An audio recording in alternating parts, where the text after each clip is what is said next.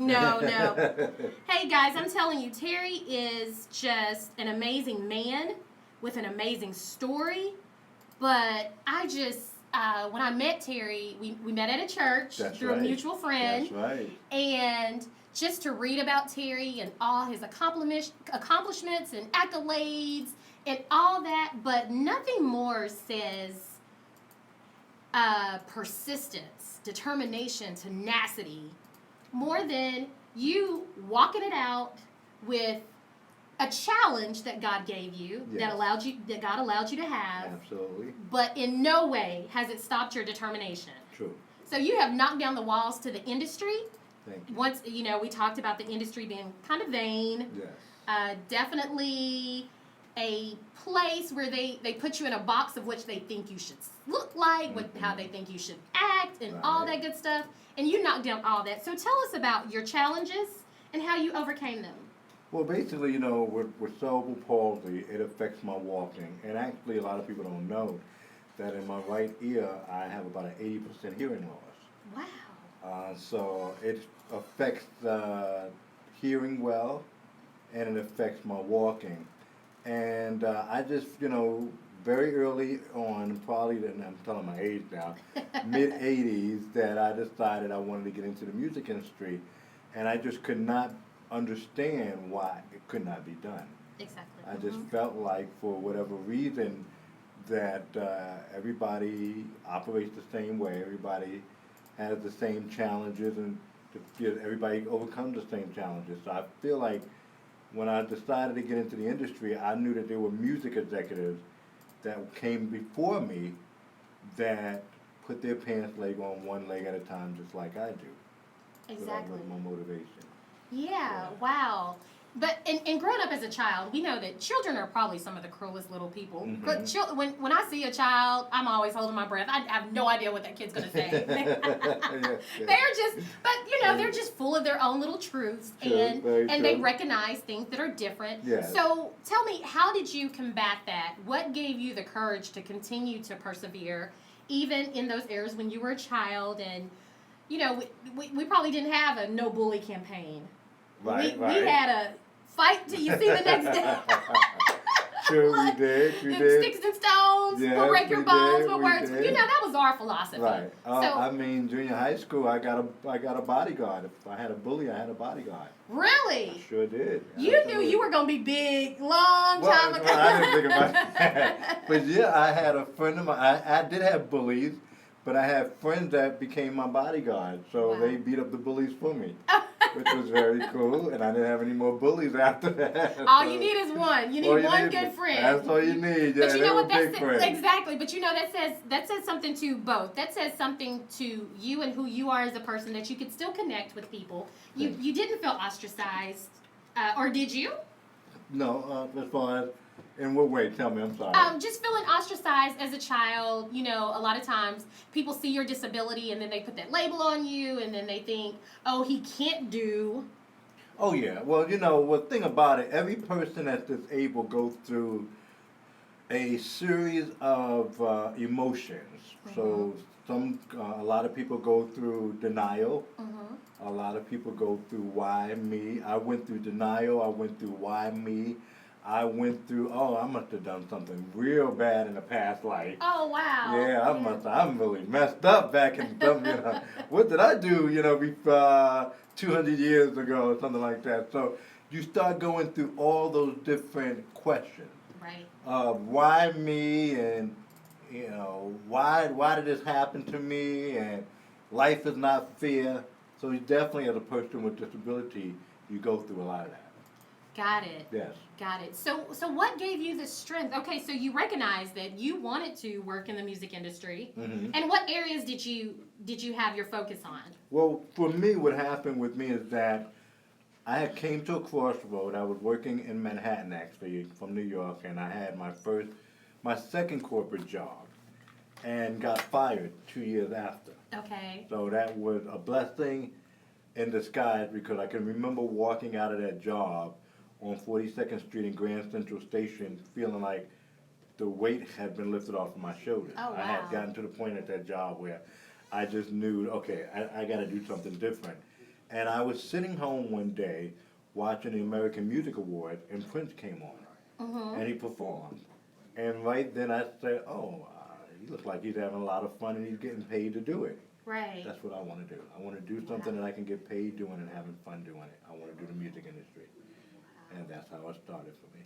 That is great. Now, you said you can't rap and you can't sing. Absolutely. So how did you think that you were going to weasel your way into this industry with neither of those talents? Because I'm telling you, they try to keep me from singing, Terry. Oh, they do. I have a song in my heart, Sing and I it. want to share it. Share it. But Sing they keep it. suppressing the loving Don't LeAnn let from 'em do it. singing. Don't let 'em you do know, it. but A star is born. A star is born. Star is born. Terry called me a star. If Terry calls me a star, doggone it, I'm a star. Star is born. So, Yeah. and I was hoping that Courtney would edit that whole self-destruction thing, but I think that it's already out there live. So if you are Forever. listening to us Forever. and you can't get us on TuneIn, you can't see us on YouTube live. So Forever. anything that I do that embarrasses myself is on the way. You can't get rid of it now.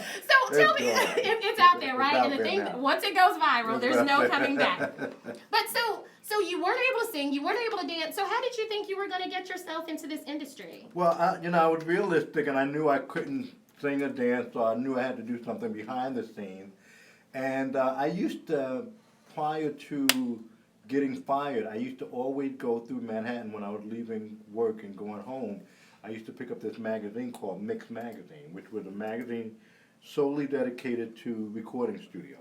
Okay. And I knew when I saw Prince that I wanted to do something in the music industry in regard to working in recording studios. I tell people mainly because of all the different lights on the board.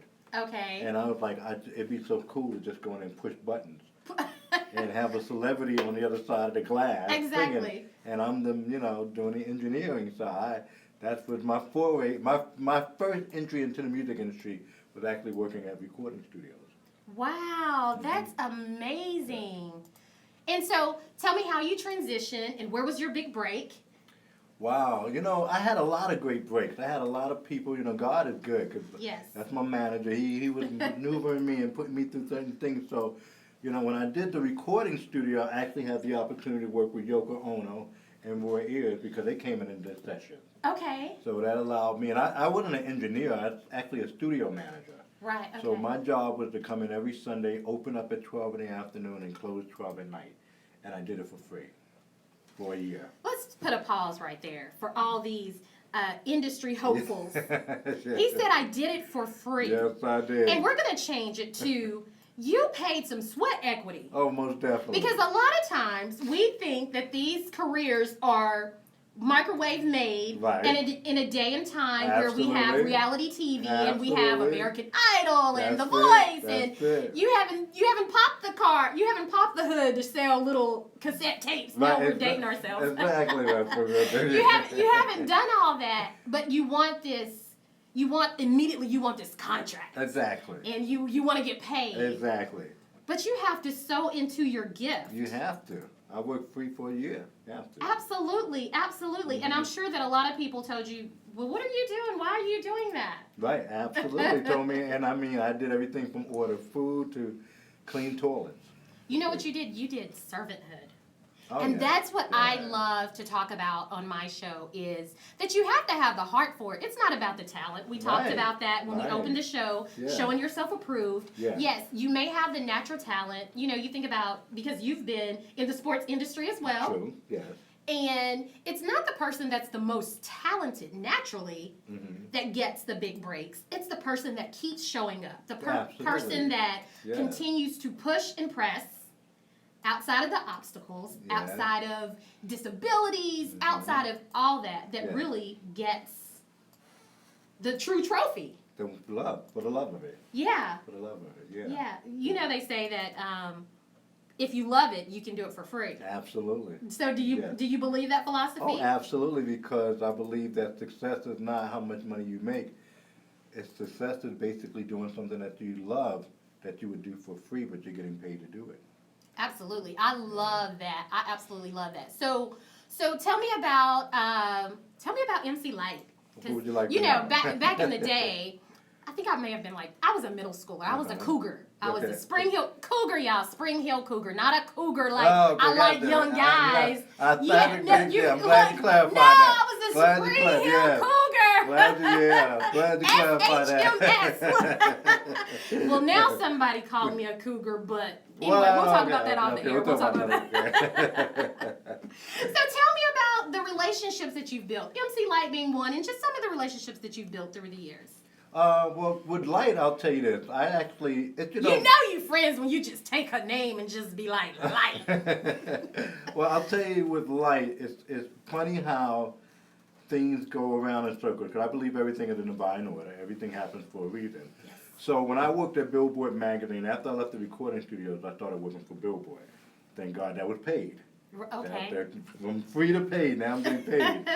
And I go over to my cousin's house who lives in Staten Island one day, me and my father, and my cousin's not there at the time. In fact, his name is Kenny.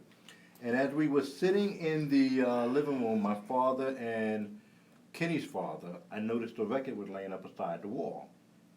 And I said, hey, what's that? And he said, oh, your cousin Kenny, this is what Kenny's father said, hey, your cousin Kenny is doing music now. He did a record with a girl. And I said, oh, really? Get out of here. So I didn't think too much of it.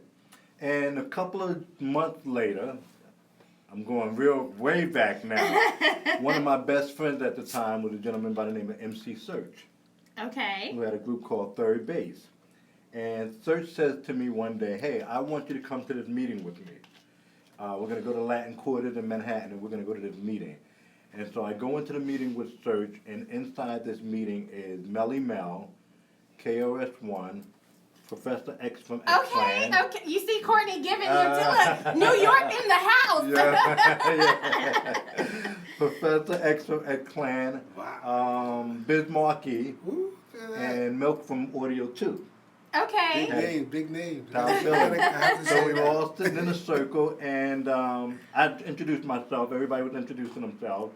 And I said, my name is Terry. I work at Billboard, and I will always give Search props for this because he said, no, let me tell you who this guy is. This guy is Terry Moore. He works at Billboard magazine. You got to know this guy. And sitting next to me was Milk, whose real name is Kirk Robinson. Okay. Kirk Robinson goes back to his father, Nat Robinson, and says, hey, I met this guy named Terry Moore. And then they went to Kenny, who's my cousin, and said, do you know somebody named Terry Moore? And he said, yeah, that's my cousin. So, to make a long story short, Kenny is K-Rock, Light's DJ. Okay. K-Rock's real name is Kenneth Moore. I'm Terry Moore, and Light is Lana Moore. Oh, wow. Full circle. Yep, and I started working with Lana when she was 16, Lana Michelle Moore. Oh, see, he's called her government Yeah. name. And by association, now you are my friend. Oh, like, thank you, thank like you. you will be my friend. I try to wear my hair. Look, somebody's going to do it. You know, you're always scared of who still has pictures of you. Because I did think that I was light, but Oh, for real? Did you? yeah, Oh, I did did you? at one point. Oh, for real? Did I you? admit Okay. it. I did it. Yeah, that's it. But that is amazing. That is an amazing story. Mhm. Oh my goodness. Yes. Well, I tell you that. So the full circle. Yes. And what we come from that is be careful how you treat people. Always be kind and humble when you're among people. That's right. Because you never know who's You sitting never next know. to you. You never know who's sitting next to you. You never know who's talking about you. You never know who's referring you. Because if I was such a bad person, Milk would have never told his father. His father would have never mentioned it to K-Rock. K-Rock would have, and they actually offered me a position at First Priority Music, and that's how I started working with Light and Milk. And to this day, me and Nat and Milk and Light, Latifah were very cool. Wow, man, I'm starstruck. I've got to take a break because I'm starstruck. I've got to get it together. No, that is amazing. But you know, with the industry, and those are some really big names. But what we know about these people is they're not always in the spotlight for negative. Oh, absolutely. There's some genuinely good people. Absolutely. And so now the industry has taken its toll on people, and it seems to be a shift where It is. having your name is so important that you'll do almost anything to get your name. And that's what I want you to talk about, Terry, when we come back. Okay. Because a lot of people struggle. They want the industry, but if they're, they're believers or they have a belief system Okay, yeah. that they would like to honor, Right, but it seems like the industry won't honor that. right. So how do they stay true to who they are, not compromise their belief system, and still be able to do their craft? So I Okay. definitely want you to share some of that with us. Oh, absolutely. So, you guys, we will be right back. I am here with Terry Moore in the house. 108 Praise Radio, Voice in the Gospel. I'm the loving LeAnn, and I'll be right back.